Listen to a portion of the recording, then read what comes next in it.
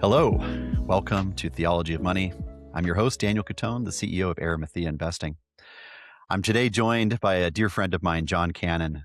John's path is anything but ordinary. After studying at Notre Dame, Oxford, and Harvard, working in politics, consulting, and investment banking, he left it all behind to spend more than 7 years as a Carmelite monk. Today, he's the founder of Cent Ventures, a community serving Catholic founders and executives, and Monk Mindset, where he brings the wisdom of monastic life to busy professionals like myself, seeking greater purpose, peace, discipline, and faith. John, welcome to the show. Thanks, Daniel, for having me. I'm almost embarrassed for having not invited you before today. No, it's great. We've known each other for years now. And, I'd say you've been with me as a compatriot in this industry of mine and ours since the beginning. You're one of the few folks that I could say that about. So it's pretty cool. Yeah, it's a blessing to reconnect with you in this setting after journeying for several years together. So I'm grateful. Absolutely. I think probably the thing that, we were joking about it before we got on the recording here about how you have 4 master's degrees, and we hopefully aren't embarrassed by that fact. That's a tremendous achievement.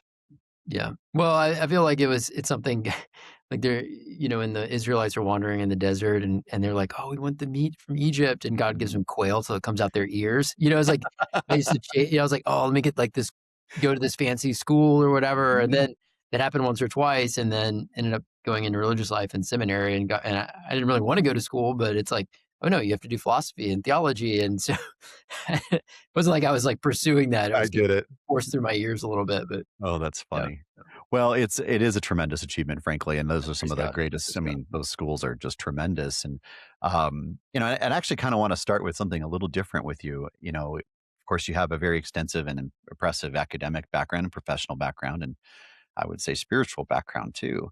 And I want to start with that decision point. There was a moment in my life where I walked away from the secular asset management and investment management world. It was a dramatic change for me. And reading a little bit more about you, even though I know you, I think you faced a similar situation where there was a moment where where Jesus said, "Come follow me." And you went all in. I mean, you burned the ships and left others to be buried, like all the stories that we read in the Bible. How did that happen? What happened? Yeah. Well, so filling in some of the gaps, you shared some of my bio, but I did grad studies, worked in politics and banking, had been chasing kind of a lot of worldly success, whether it was these degrees or working at prestigious institutions, and just wasn't satisfied, wasn't ultimately fulfilled in that. But I didn't really know a better way. And it's kind of in a work hard, play hard, hustle kind of lifestyle. And I think God just showed up and had a really intense spiritual experience about a year after I graduated from business school. It just rocked my world and changed everything. Like literally overnight, went from reading, business periodicals and books to only reading spiritual things after that. And Mm. it was that dramatic, and discovered within that quest, that spiritual searching that God had put in my heart, discovered Christian spirituality and Mhm. mysticism, which I didn't really know about before. And I was like, this is amazing.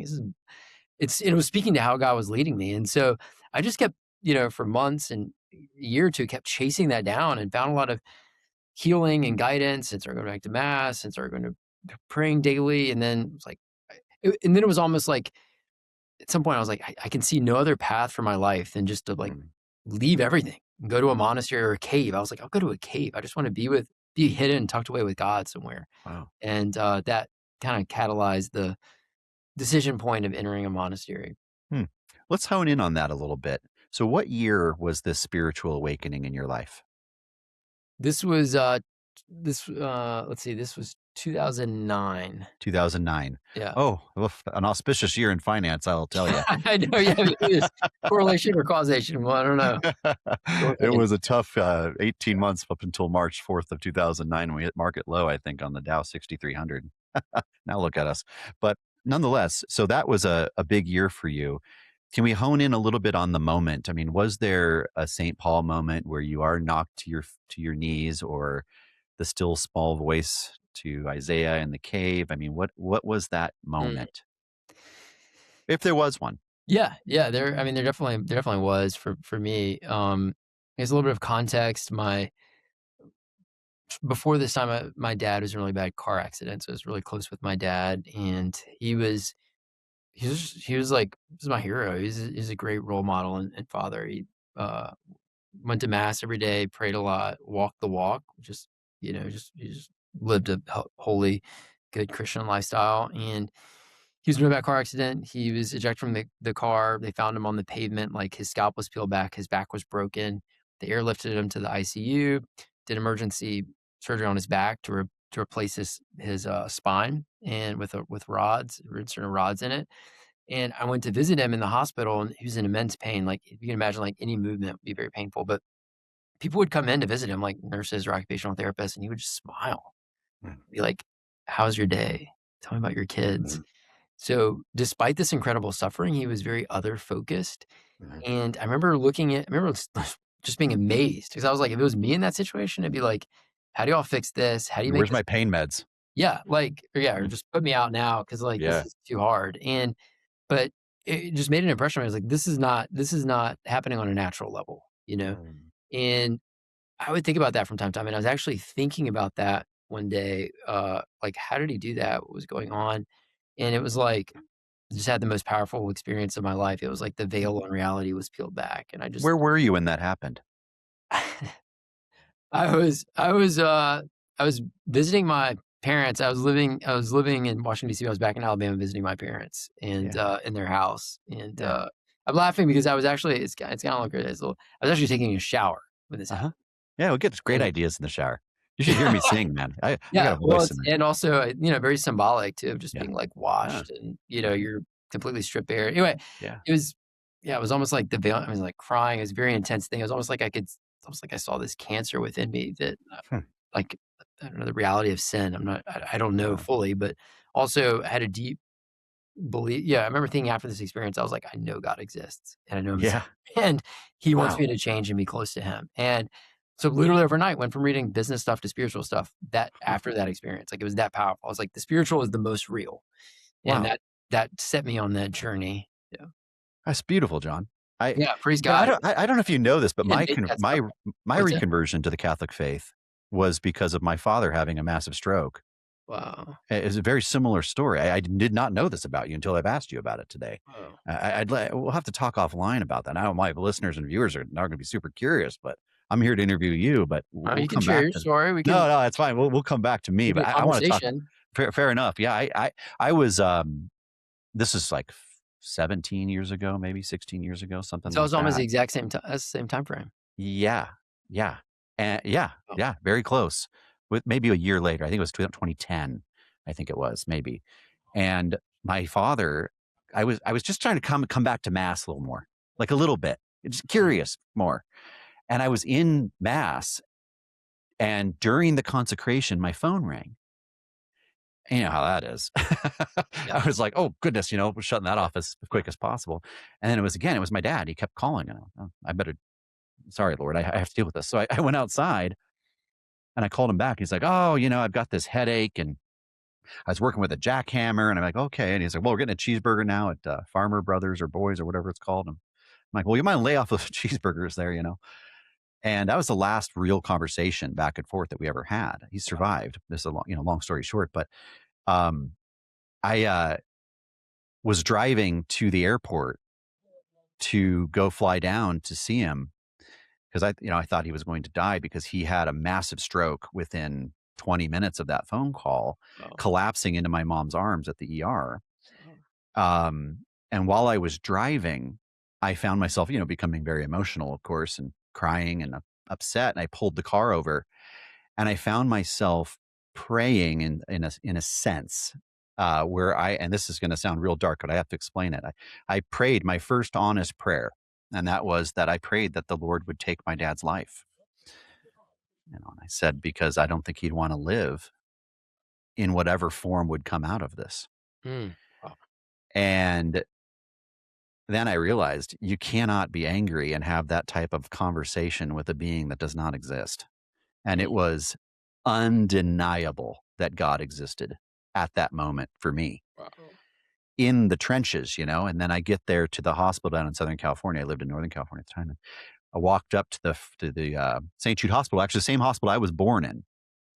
And as I'm walking up to the hospital, my uncle comes out and he's in tears and he says that it just didn't work out. They did the surgery, but it failed.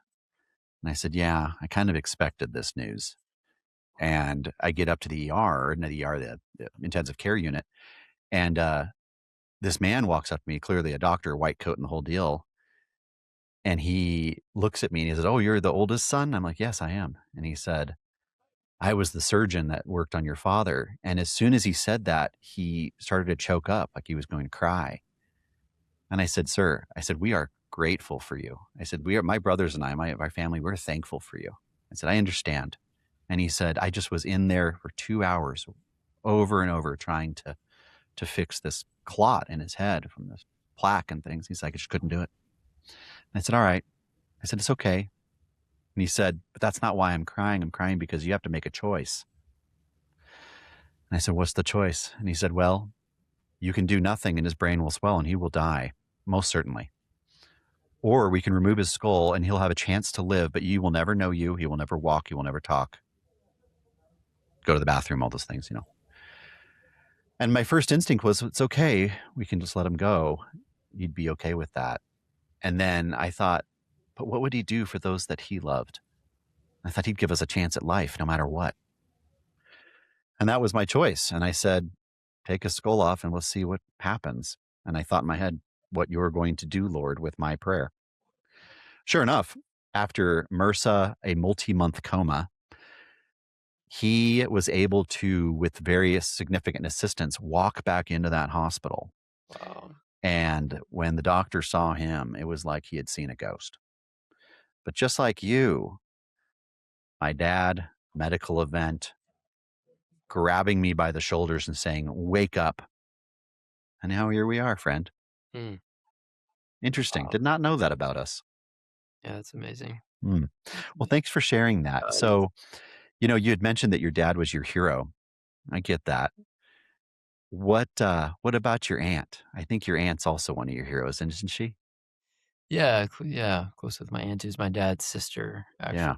actually. And yeah, my dad was really influential on her too. And my dad started going to mass like maybe in his every day, like in his 30s or something. And then I think Hmm. my aunt started doing that too. And just, kind of one of these people that goes to mass every day and prays. And she never, she and her husband never had children of their own. And she's my godmother and kind of Hmm. always treated me especially, but my siblings too, as like her kids, and just remembered every birthday and significant event, and always send a card and call. And so just that consistency throughout life. And we saw her a lot growing up. And then, and I was discerned out of religious. I pick up the story. I was in the monastery about 7 years, and then made the very hard decision. I felt like I was leading me out of the monastery, and discerned out and started this community sent that where we connected.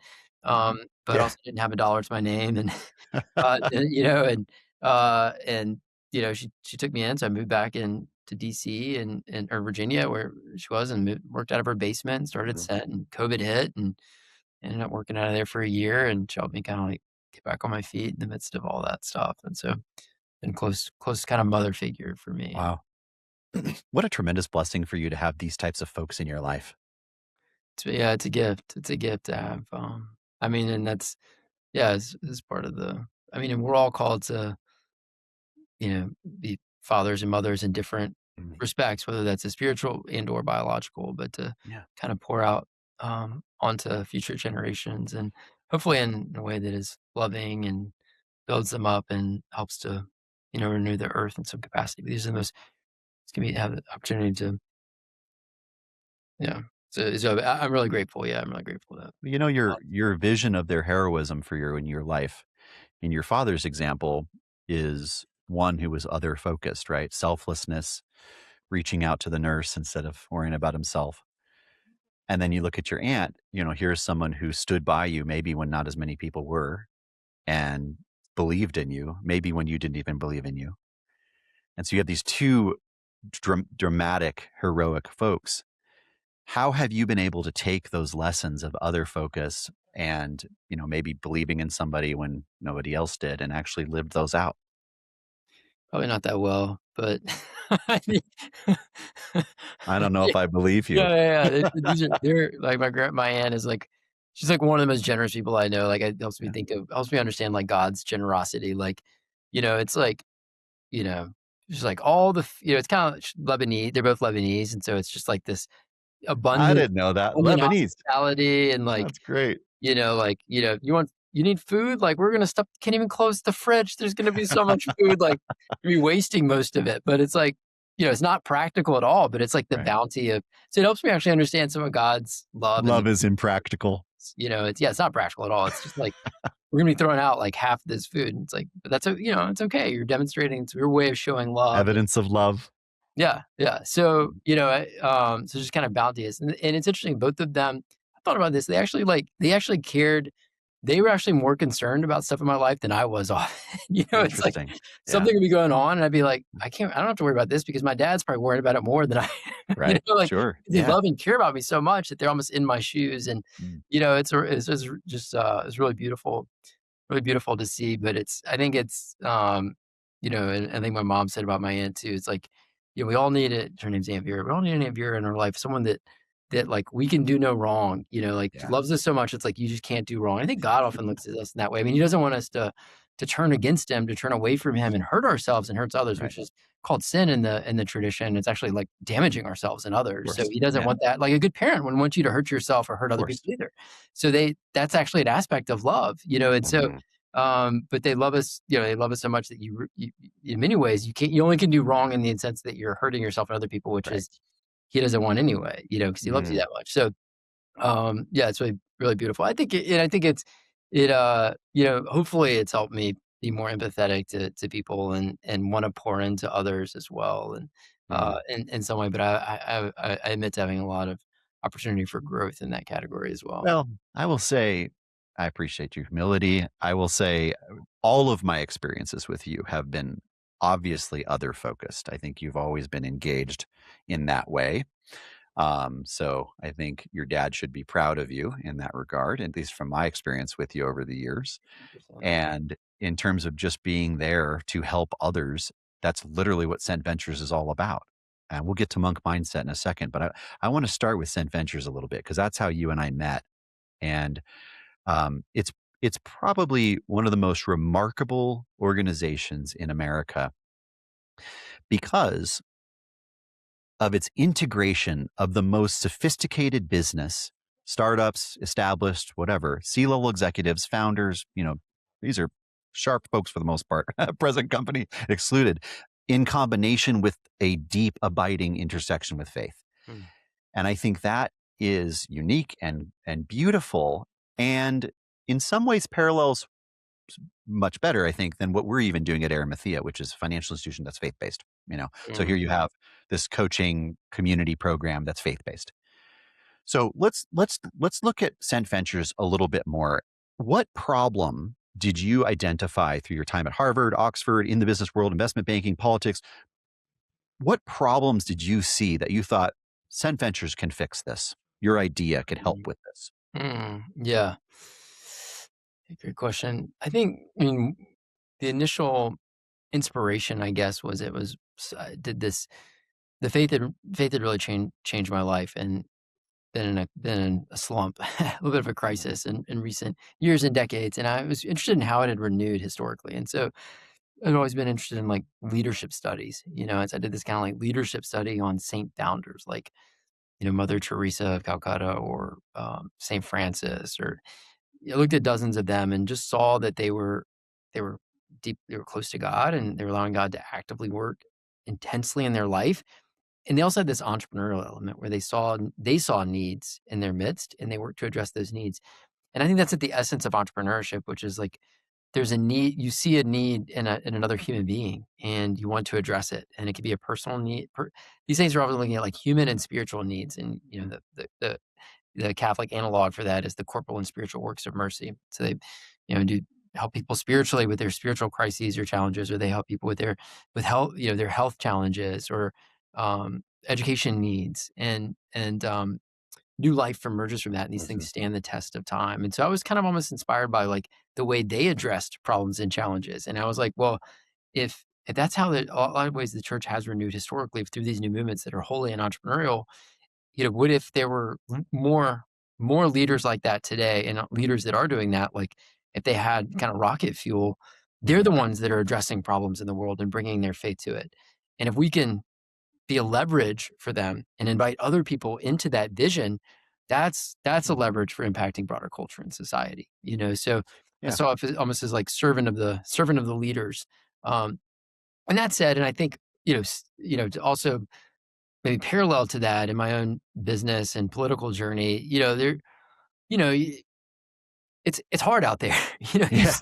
It's hard out there, and like a lot Tough of these world, man. structures, institutional structures, are built around like you know money, power, uh, success at all costs. And, I worked for a startup and at one point that like, I think that was really built into the culture. There was a lot of misrepresentation and Mm. kind of taking advantage of whether it was employees or misrepresenting things to investors. And like, so I've seen it up close too, and how things can get manipulated. And the incentives are almost built that way unless you have guardrails for it, or there's an internal kind of motivation to do the right thing. And so I think also having a community where we're allowing these leaders allow God into their lives to transform their leadership. So it's not just ethical, but it's like transfigured. Mhm. They can be beacons to the broader culture in the world it's a really powerful witness. That's cool. Well, I will say, in terms of my experience with Sent Ventures, the president of Arimathea, Andrew DeBerry, who I believe is a trustee or a board member with Sent Ventures, if I'm Yeah. not mistaken. Yeah. I met him through Sent Ventures because I had met Jimmy Coleman, our chief marketing officer, through Sent Ventures, who introduced me to Andrew. And so I would say that much of the existence of Arimathea is dependent upon what Sent Ventures did. And I think Mhm. we would not exist as we do without what you've done. And so if you were looking for an example of someone who you affected while you were other focused and at the same time backing folks that were just getting started, that was us. And Mhm. so, I would say we would be an example of success that you've seen and that Absolutely. you've achieved. And I would also say, you talk about saint leaders, in the past. Do you know Father Daniel Mary with New Mount Carmel Monastery by chance? I don't know him personally. I Uh, know of him. Out in yeah, Wyoming, right? yeah, yeah, yeah. I'm on their board, and it's 24 very, very good Carmelite monks Mm, building this absolute spectacular monastery in the middle of Wyoming, where you would never expect it. The base of these mountains is absolutely gorgeous, stoneworking and all this kind of thing. But I was thinking, who is it that I know that's alive today that's related to the Carmelites and could be a saint? I think it's Father Daniel Mary. You'll never see this because mm. he's cloistered, Yeah, yeah, yeah, which yeah. is unfortunate. I almost feel like we should break that cloister just so we could hear that. But anyways, in all seriousness, I think that's really beautiful. So when you talk about the business world and your experience with the startup where it seemed like misrepresentation was normal, would you say that American business structurally leans towards, or excuse me, that American business, American economics lean away from Christ intentionally, or is it a byproduct of just the way we work as humans? What do you think's going on there? Yeah, you're probably right. You could probably talk about that for a year and write books on it. And, like, I'm sure you thought probably more about that question than I have. Well, you have 41 minutes to finish. Who's counting? Yeah. Yeah, I mean, like on the fly, but I would say, um, I think one, capitalism is a kind of meta structure, and then, kind of the American flavor of that, and in the corporate environment, like it is. I mean, your measure of success is profit. That becomes within that paradigm or that structure. Like your goal is profit. For the most part, I mean, I think there, maybe other flavors of that or kind of other things, but like your measure of success and sustainability is ability to attract capital and team and that sort of thing. And so if that becomes the telos of an individual business or an individual leader, And then telos is the sorry, the philosophical telos is end? the end. Like Okay. that is our goal. That is Mhm, like everything is oriented to the profit and mhm. making profit. That's Then capitalism. you're gonna miss your and if everything else gets aligned behind that, then that is you're gonna miss the mark on Mm, fulfillment, flourishing, happiness, God in your life. mhm, And it's gonna be off, and you're gonna actually end up suffering because of that, mhm. because you're not gonna be satisfied. And not just satisfied, but it may be extremely spiritual damaging for you. Like consequences could be extremely dire. Yeah. Now, if a company or an individual are able to orient that to be able to have a profit, so that the entity can be sustainable and flourish in a healthy way, like a healthy organism. But the organism is not, or the profit is, it becomes not a telos, but a means to something Mhm. else. Then I think there could be a proper ordering within it, in which case, like one can have an individual or an organization itself can be ultimately healthy beyond just like the financial lifeblood. Mm. Um, so but I think that requires like a derivative. That's like another step in the move because the structure isn't set up that way because the structure doesn't Right. necessarily have like an ethical orientation. Doesn't have like an ethical orientation to it, despite You what have to smuggle in Christianity into capitalism to make it functional for us even. yeah, and you could argue that some of that has been done through like the legal system, Mhm. through like culture, through maybe even a realization and leadership that like, you read like Seven Habits of Highly Effective People. It's written Mhm. by Stephen Covey, who was a Mormon Mhm. actually. And, whether or not you define that as Christian, but there's an ethical framework towards the good and love and even God to some extent. So, like I think leaders realize that actually this is in the long-term interest of an organization and its flourishing. Sustainability. The sustainability is actually related to health is relationship in an Mhm. organization because God has wired us that way for Yeah. relationship. And so the organization corporate comes from body, Mhm. you know, uh, corpus. The relationships have to be healthy within an organization for it to flourish longer term Mhm. anyway. And so you need a corrective mechanism for that, which gets to culture and relationship and healthy leadership. So I do think a lot of that's gets even smuggled in by necessity Yeah. to it. And ideally there can be a Christian or faith-based lens that kind of can take it to the next level too. Interesting. I was thinking while you were speaking, I thought that was very very elucidating in a way. I was thinking about Elon Musk. Here's a man. I just heard he's worth. I want to say like 450 or $1 billion I think now. they're saying like he's the first trillionaire after Well, I think his uh, personal y- net worth might be a little less than that, but maybe. yeah. But I thought it was interesting because they were comparing Either him. way, it's a lot. Either way, he's got a little bit of money, but it's like he is um, richer than Mansu Massa, I think, who was a king in North Central Africa, which everything was made out of gold, I guess, and he was worth $450 billion. I mentioned this to ask you kind of a funny question. Think about Bezos and Musk and all these CEOs that are not in Cent Ventures, who should be. If you could sit down with one of them for an hour to tell them about Jesus Christ, who would you sit down with and who would be most responsive in your opinion? Well, that's a very interesting question to just yeah, to respond to on the fly without any forethought. And That's I how we don't do this. This is yeah, a I know. podcast. Yeah, yeah. This is like, yeah, for the record, there was no preparation in these There yet. is no preparation for this, and I Uh, like that. I like yeah, that. yeah, yeah. Well, one, I don't know if I'd like know these guys well enough to be able to. So I would say to like be able to answer Yeah. that. I mean, I do think like okay, let's say like I don't know. So a lot of it's up to the like I don't know, Of kind of course, it's trust the all up to Holy the Holy Spirit. Spirit. You Like gotta pick somebody. let's You say gotta like sit the Holy down. Spirit like introduced you to someone, and it's Yeah. like then you have the chance or like Yeah. some door open like that. Um, yeah, I don't know. Like I don't I'm know. gonna short circuit you. I think Musk is getting closer to Mm, Christianity in some ways. why is that?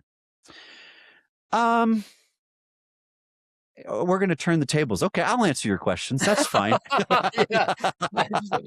No, I'm just joking. No. I think, lately he talks a lot about how important it is for human beings to be born.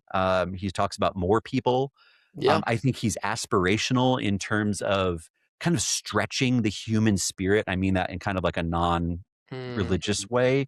So there's like these mm, kind of hat tips to concepts that exist within Catholicism mm, that he may not know about. And so I always thought it would be cool if I could sit John Cannon down with mm. Elon Musk and they could talk about our Lord. Yeah, I interesting. don't know. I think when you said that, that was like Paul in the Areopagus. Yeah, a little bit. So he's going to the Areopagus, and you're seeing like all these like statues of gods around, Mhm. and he's like, there's one statue for the unknown Yeah, God, which is like exactly. they have like a placeholder for all these other Mhm, gods, I guess, or something. And so he's like, this ungod, you're worshiping this God that you don't know about. Well, mhm. Jesus Christ is the true God. Why can't he just be the unknown God? Mm, Like he points to a wedge. There's a door within their existing framework to mhm, insert the gospel to it. And that's actually been a framework for evangelization and mission throughout. mhm. It's like, okay, what is true or good or beautiful within an existing culture, and using Mhm, that as a bridge to communicate things, which we often do in mhm. conversation anyway, when we're like trying to explain a concept or Sure. selling a business idea. It's like, okay, Relatable. how do you orient to where people are now? And I think, and all of us have like, I think we're all like oriented in some way to, that's why the The good. transcendentals, the true beautiful and the good, they Mhm, predate the Christian framework. Go back to, to the Greeks of like, these are portals to the divine, to the infinite, to God, because as humans, we naturally recognize when you see a beautiful landscape, when you see, someone that's doing this remarkable kind of otherworldly achievement, like sending yeah. a rocket ship, Yeah, like, yeah. from He's a reaching private for the company. heavens, Yeah, yeah, and not to mention, like, reaching to the sky. literally. Yeah. But, it's funny you mentioned, beauty as a transcendental. I'm not gonna press you on that one, but, I think Thomas Aquinas says it ain't, but I could be wrong on that. You said it's not? Yeah. Interesting. Well, I don't yeah. know. I mean, Bishop yeah. I'm I no think Bishop theologian. yeah, and I'm not an expert. I'm not a domestic It's expert fine, it's either. fine. So, okay, so Elon Musk would be an interesting one. I guess that, he's in technology and aerospace and all these other things, but, you were talking about this orientation of the American economy, and you were, I think, reasonably critiquing capitalism. There's a saying I think I heard from somebody. It's the idea or thing that you cannot criticize is your God. And a lot of folks, they'll talk about capitalism Mm. and have no criticism of it. You Right, can't, you're right, not right, allowed to. right. I think it's a Catholic must criticize the economic system because it's not perfect because it's made by men. Yeah. That said, is there a particular industry or are there industries within the American experience of economics that seem further from Christ, that seem like they need a lot more work than other industries? What do you think? Yeah. Well, I mean, Go yeah. ahead and say financial services. Well, I'll I mean, hear you. I was thinking of a lot of like media and entertainment Ah, yeah. industries. Mm, Whether it's like on the one end of the extreme, of like, you know, pornography, or then, you kind of like, it's probably a spectrum, right? That mhm, now is infiltrated, or very dark mhm, content that, is either influenced by the demonic or is extremely dark. I think that spectrum is kind of like, yeah, there's a spectrum in that. It's not like just a category, because that is mhm, seeping into like, I mean, I'll go on a plane mhm. and, like I'm just sitting there minding my business. People are watching these movies and I'm like, that is on a, like, I can't, I mean, that, In public?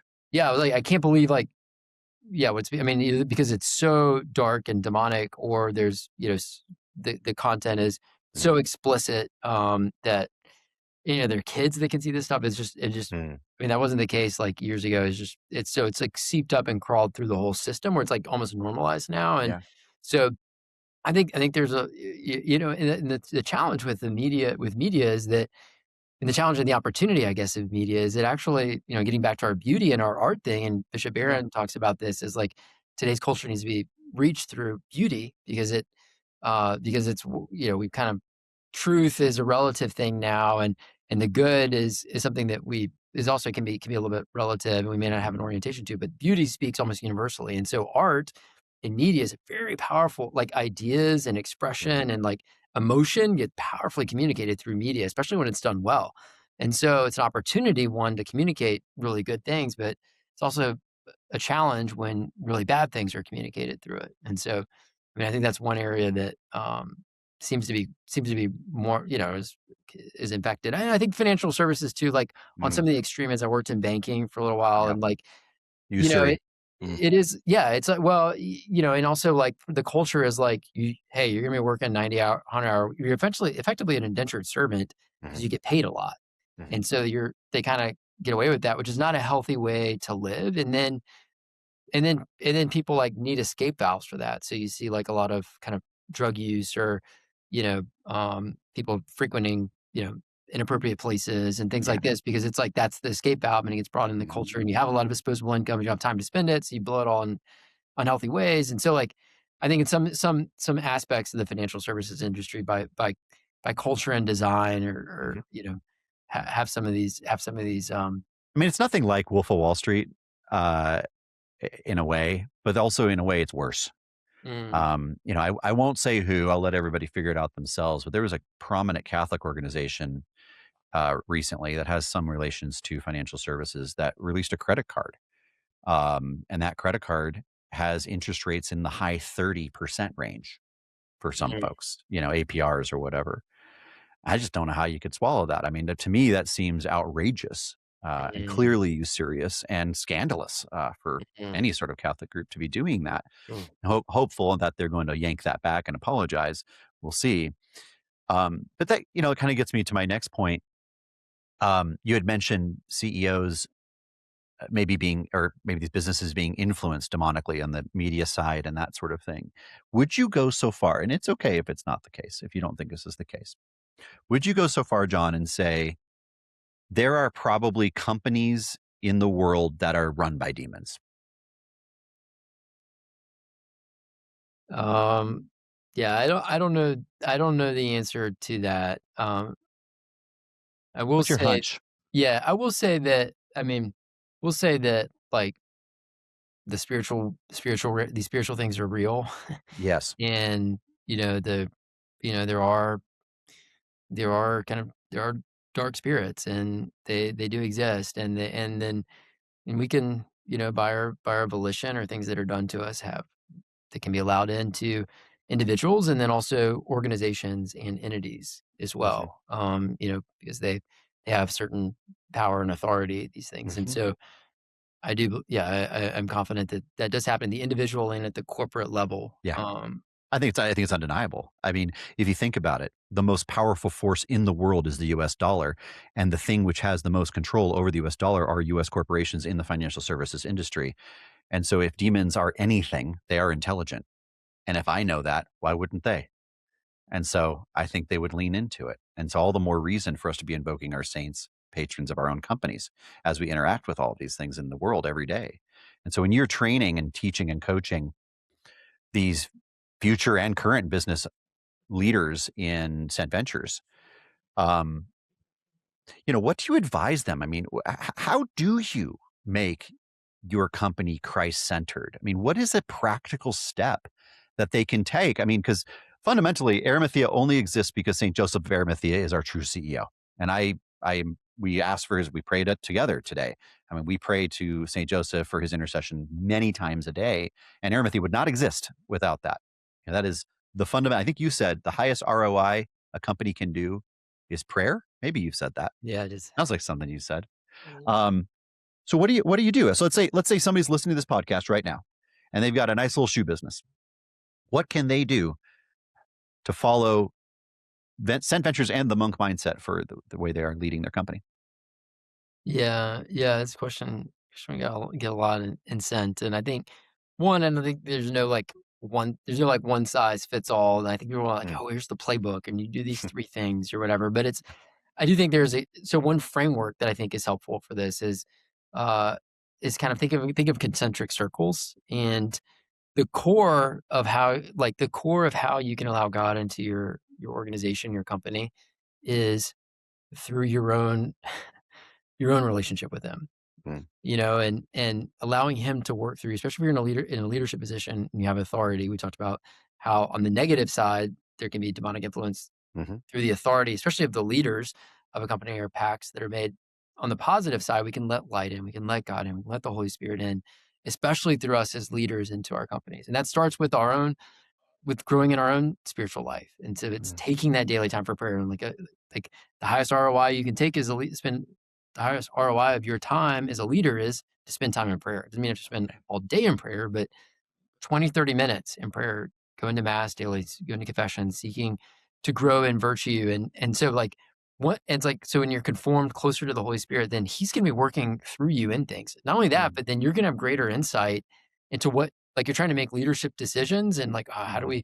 we hire this person? Do we fire them? Do we like go into this market? Like, Holy Spirit's gonna like show that to you or just open those doors more naturally. So it's actually like really effective for your Mm. Totally. business, you know? Yes. And maybe he shuts down something you wanted to do, but in the long run, that's actually the best thing. Yes. He knows. Yes. So like that, so it's just so powerful. And so like that's the first step. And I mean, a piece of that too is if I mean a big part of that too is your vocation too. So if Mhm. you have married and have family, like prioritizing them in the appropriate way and Mhm. discerning how to give time and energy to them in your company because you do have obligations to both, but they actually come first, right? And Yeah. there's an ordering there, and then through your leadership, God's gonna work through your company. I mean, that's like the move one, Yeah. and then I think move two is like really discerning how, and it looks different if you're like an explicitly Catholic company versus like publicly traded Mhm. secular company. Like it's gonna look different in terms of how Sure. your faith intersects it, but then really discerning how that can look in your company. And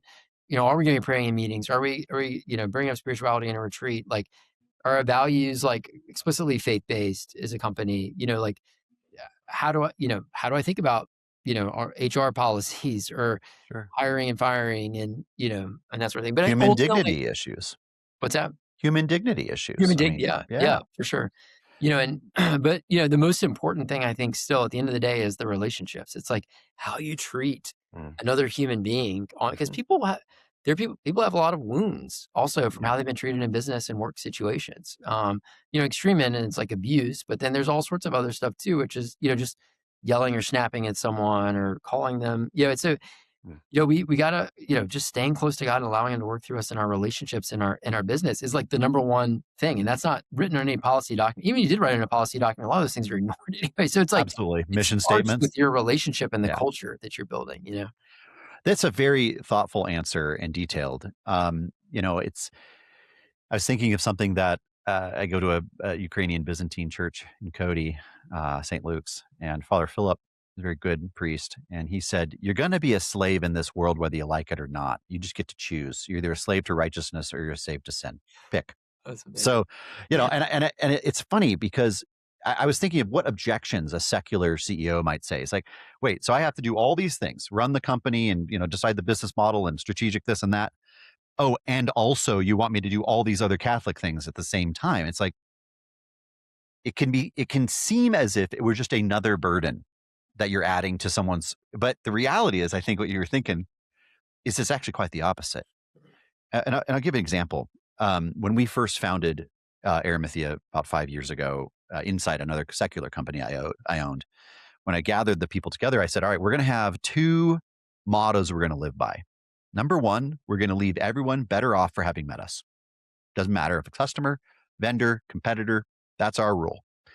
And then number two, we're going to treat everyone with infinite human dignity. Those are our two things that we're going to live by. Now, that's all great. You can put that down on a paper, you can talk about it. But unless there's accountability amongst the people doing those things, it's just pablum. It's just meaningless words. How does accountability show up inside companies that you operate in? So let's take St. Ventures. So you guys have an awesome mission. I think it's to make holy leaders. What is the mission of St. Ventures? Yeah, we wanna, help leaders become we help give, uh, leaders, CEOs the tools and resources they need to build great businesses and become saints in the journey.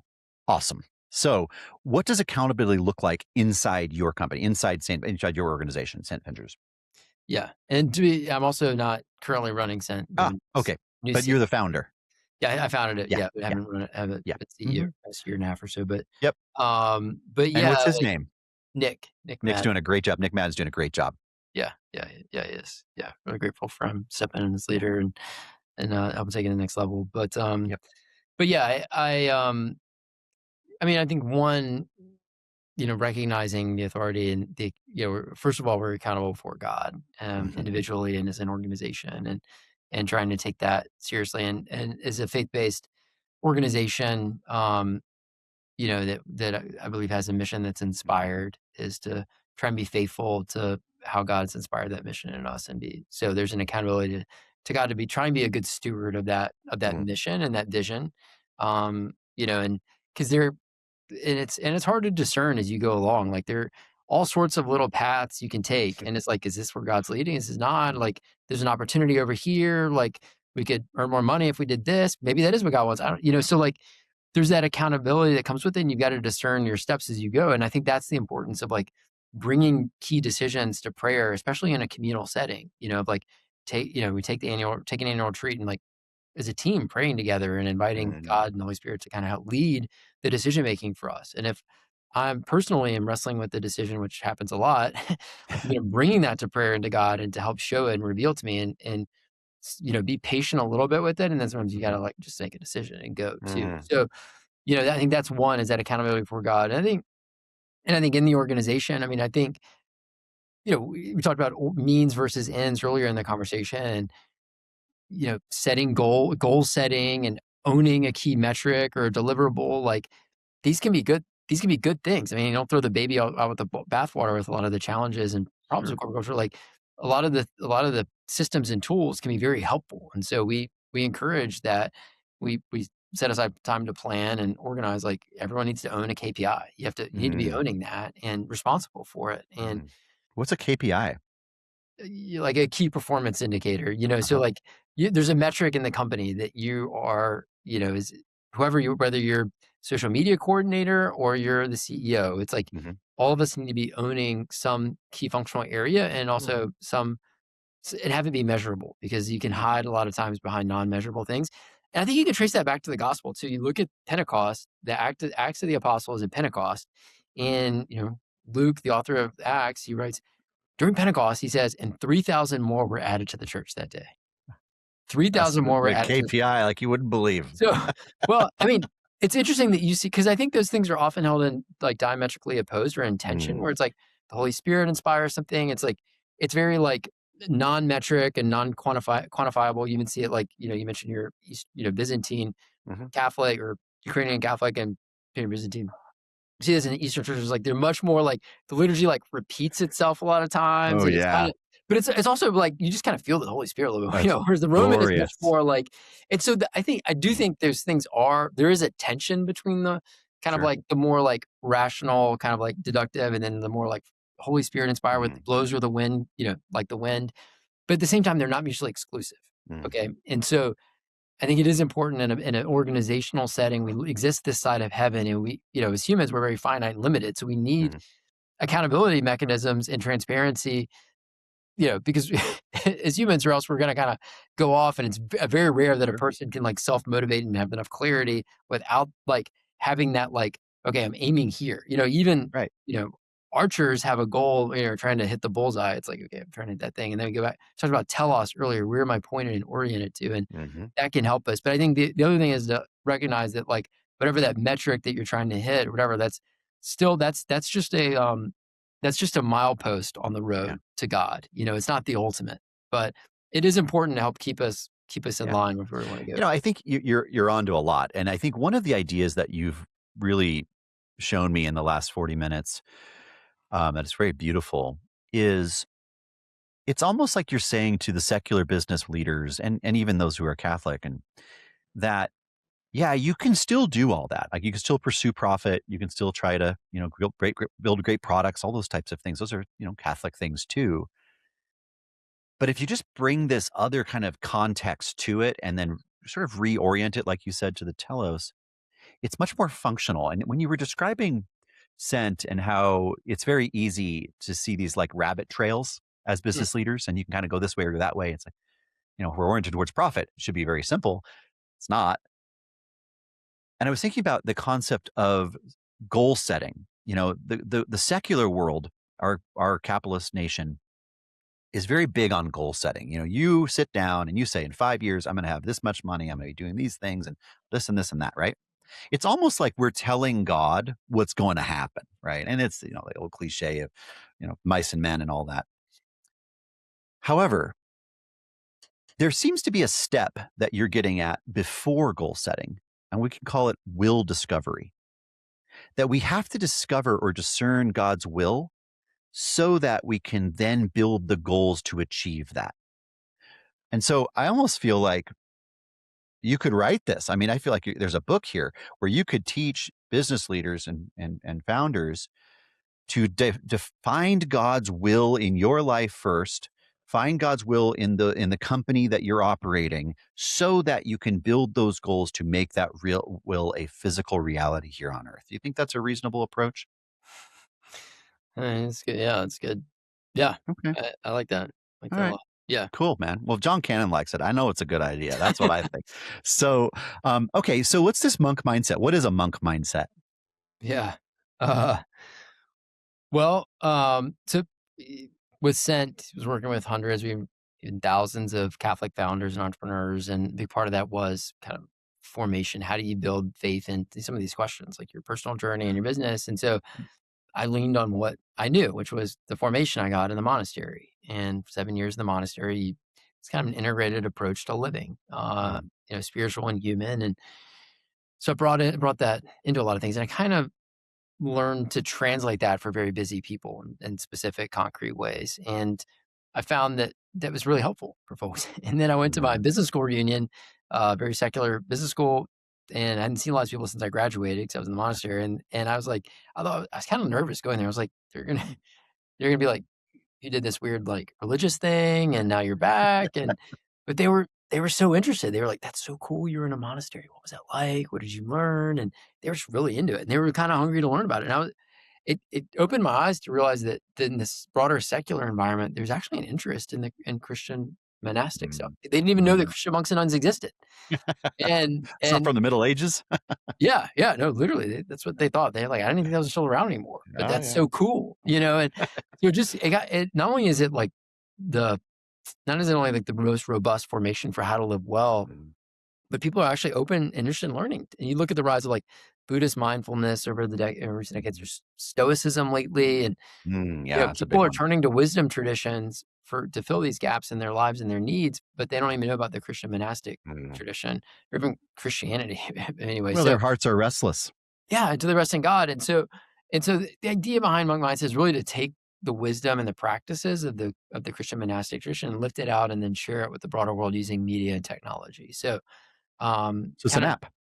so we have media platform, we have social media platform, and then we recently launched an app too, which helps Mm, guide you into building kind of a plan of life and building kind of a holistic system for living well, rooted in the Christian monastic tradition. So we have mm. content, we have guides from different monasteries, and then help you kind of schedule this into your life and Wow. kind of make it happen. So, So what would America look like if all the CEOs in America were using monk mindset? Policy are yeah, it'd be pretty amazing place actually. If What you would change?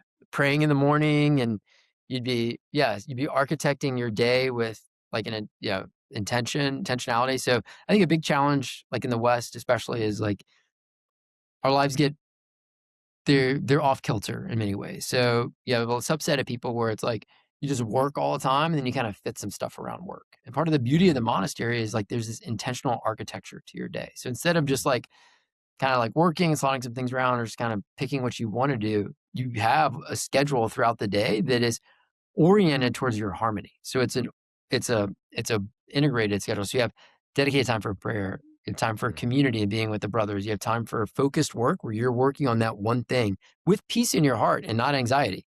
And then you have time for and then prayer and then rest and getting to bed on time and healthy meals. And it's just a holistic it's a system for living well and flourishing. And hmm. um so the idea is to help people build this kind of system into their own life to live well and to flourish. So if everyone's doing this in their day, you're going to see people just happier, more joyful, caring and empathetic for the other person, more in tune with God, more in tune with themselves. Um, yeah, it'd be a whole different universe. Wouldn't that be cool? Yeah. Do you have any, you don't have to use names or anything, but any examples maybe you can think of where someone's used monk mindset and actually had some transformation in their life? Yeah, yeah. I mean, it's ranged from like little stuff where we have this feature, it's like this app blocking feature where we found that 100% of our audience under 35 struggles with their relationship with their phone. Mm. And a lot, Well, I'm especially 46, so I'm I'm doomed. well, yeah, it's probably like 95% of people over 35 and Yeah, 100% of people under 35. But, maybe. so we have this feature, this app blocking feature where it's like most people a lot of people struggle to get to bed on time and, end up Mm, taking drugs or whatever to supplement to do that. mhm, And it's like, but a lot of it's just related to like the temptation to scroll at night. You don't even realize that mm, you're doing it because it's just so habituated. Or you don't think it's like affecting you that much. You're just like, it's mhm, fine.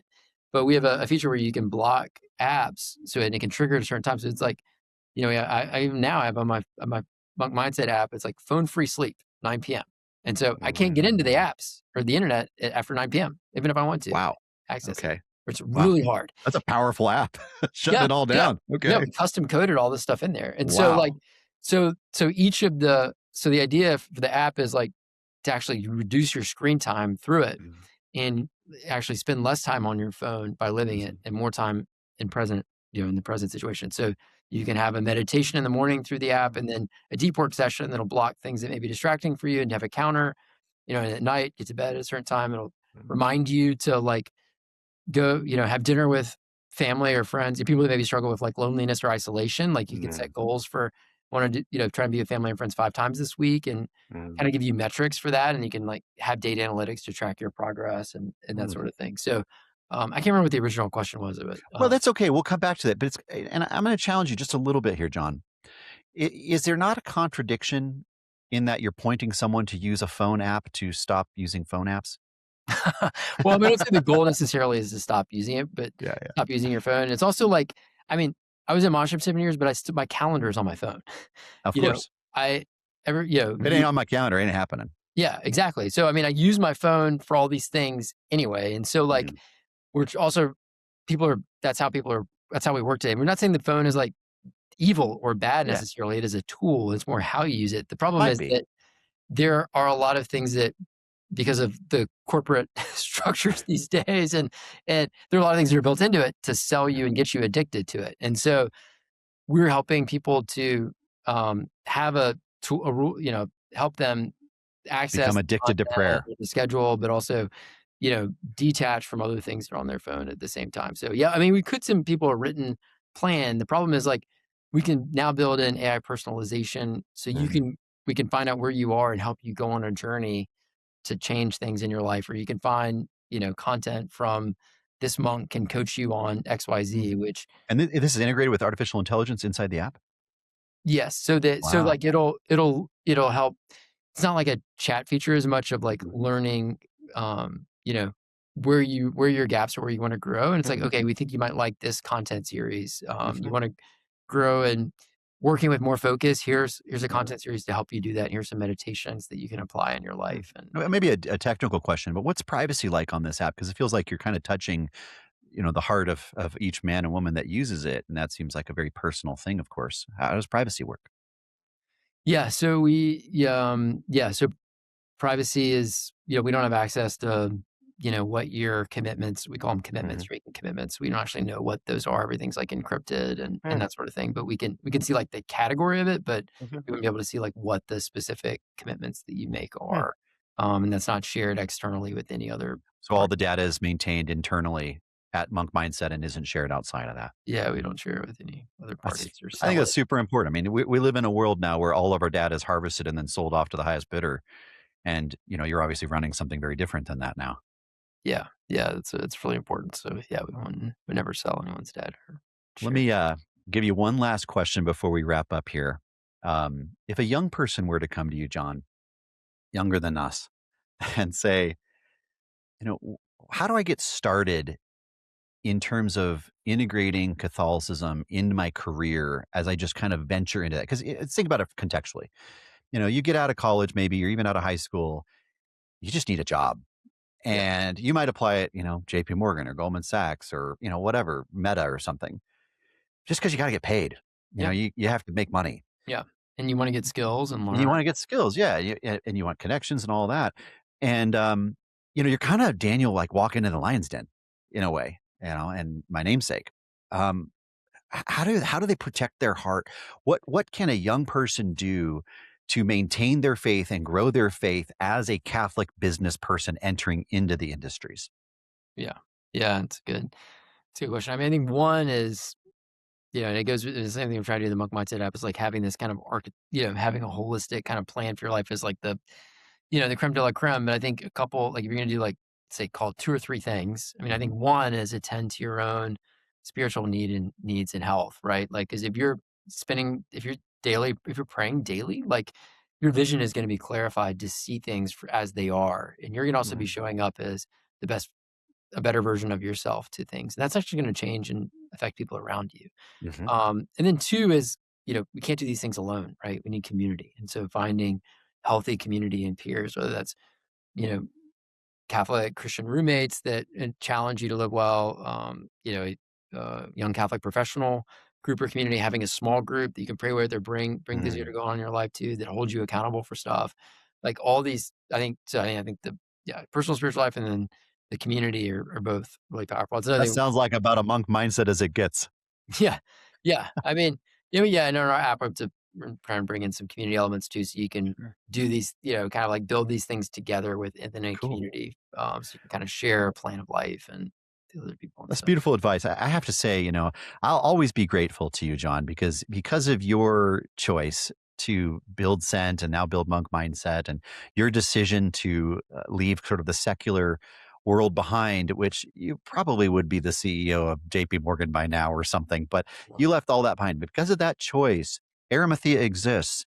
And Mm. specifically, I was able to meet two of the finest men that I've ever met in my life, and that's Andrew DeBerry and Jimmy Coleman because of you. And I'll always be grateful to you for that. And so I would encourage everybody listening and watching this podcast, download Monk Mindset. Just give it a try. It's something I just downloaded, and so you'll be entering into it as newborn as I am in that sense. But I've already kind of like ticking off things in my head. I should do that more. I should do that less. And I want to tell you, John, thank you so much for being here today and for sharing your wisdom, which is tremendous. So God bless you. Thank you. Well, thank you for saying that, Daniel, and it's been a blessing getting to know you and sharing along. You've always been edified and inspired by how you allow God to work in your life and bring that into your businesses, and then also just your hunger to know Him and intellectually, but also in your heart too. So Oh, thank you, brother. Well, grateful. on behalf of your gratitude is appreciated, and I would say on behalf of everyone at Arimathea and Theology of Money, thank you for being here, and thank you for everybody who's joined us and listened to us today. God Thank bless you you. for having me. God bless.